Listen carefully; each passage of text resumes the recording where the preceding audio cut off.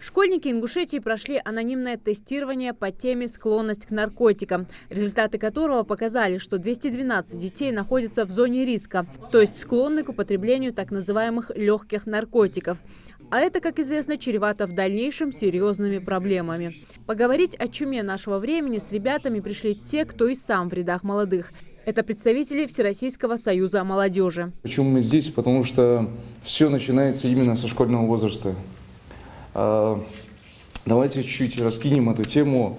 Ваше окружение, Б, из дома ваше воспитание и В, ваша успеваемость. Проблема наркотиков так распространилась в нашем регионе, что теперь этот вопрос касается каждого. Погибают молодые люди. Примеры загубленных жизней исчисляются десятками. Муслим Чахкиев открыл в регионе центр реабилитации для людей, страдающих зависимостью. Для них их подопечные пациенты, которых нужно не просто лечить, а спасать.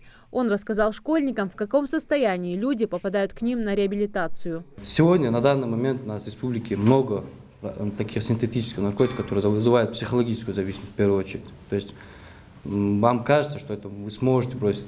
То есть любому кажется. То есть ваша болезнь может заставляет вас это верить.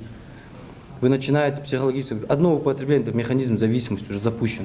Статистика показывает, что первые сигареты и энергетики пробуют в среднем молодые люди от 15 до 20 лет.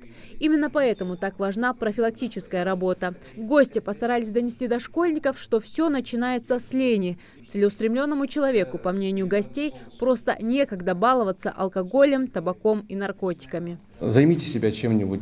Это происходит от того, что сегодня молодежь себя ничем не занимает, попадает в ненужную компанию, поэтому и дальше это происходит.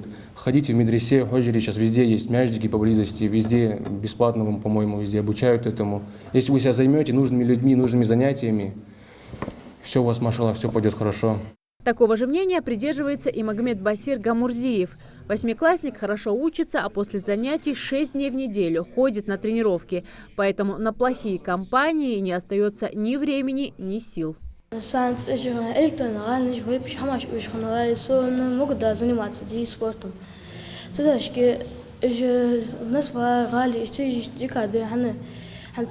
Спорт заниматься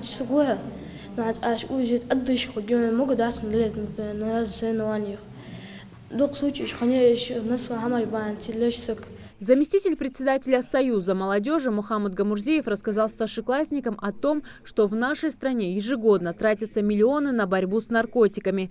Но каждый может защитить себя сам, просто сказав «нет» тем, кто их предлагает. Мы хотели бы сегодняшним мероприятием сделать вот некий такой, скажем, в кавычках маневр, чтобы обойти вот эту вот заразу, которая сегодня у нас, к сожалению, появилась, а именно как-то повлияв на подрастающее наше поколение, а именно школьников 8, 10 и 11 классы. Ребята смогли задать гостям интересующие их вопросы. Спрашивали о последствиях употребления энергетиков, электронных сигарет и конопли.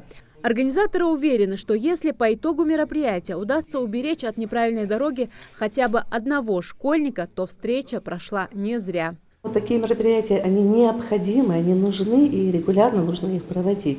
Я понимаю, что дома родители проводят подобного рода беседы, но школа, я считаю, что обязана работать в этом направлении. Из-за этих наркотиков очень много распространенных болезней.